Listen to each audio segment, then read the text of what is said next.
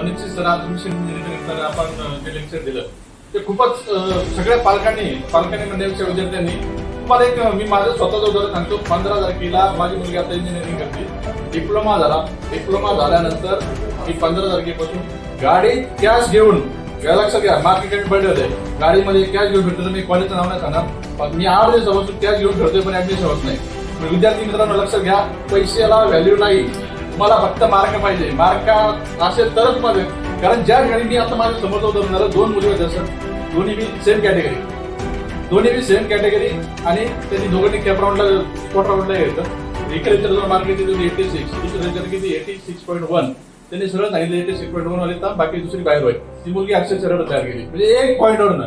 म्हणजे सर म्हणण्याचा उद्देश असा आहे की मार्क महत्वाचे, तुमच्या पैशाला व्हॅल्यू नाही.